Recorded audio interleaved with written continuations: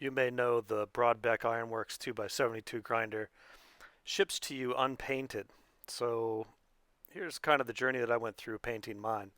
I didn't have a paint booth. I'm kind of in tight quarters, so I made a paint box. There's a fan on the outside that is sort of insulated with plastic around it, so it sucks air through a filter and works surprisingly well. Bought a little Lazy Susan that was maybe $5. The whole thing was maybe $15. So I used the Rust-Oleum professional uh, paint, spray paint, and had some challenges with it. I think I laid it on. I mean, this stuff is like a milkshake. It goes on so heavy, even if you do a light coat. I just couldn't get it to dry. I tried sanding it. Ultimately, I got in touch with Rust-Oleum, got in touch with Brodbeck. 4 days for the primer to dry in Arizona at 71-degree weather. The Rust-Oleum rep said to wait an additional 2 weeks. That would mean 6 weeks with 3 coats. No way. I put all the 18 pieces of the Brodbeck grinder through my oven. That finally allowed the paint to harden enough that I could not get my nail into the paint. So I was able to finally get a good coat of base paint, and then some of the parts I painted blue and then put a top coat on the gray parts.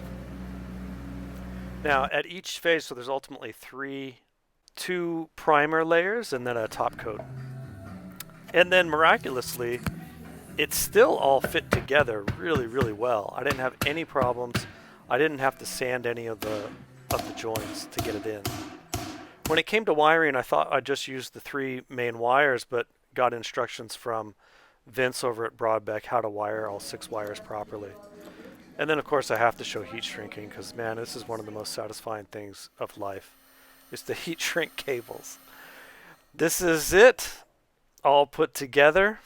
And when I first turned it on, seemed to be some wiggle. What I did was I really tightened these rollers just barely to the point and where they would still spin but be tight.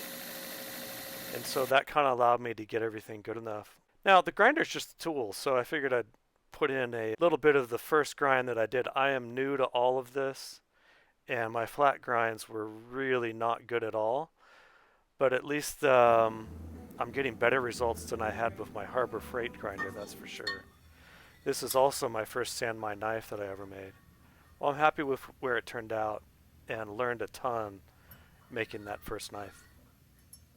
Thank you, Brodbeck. Thank you for the amazing service and the amazing grinder.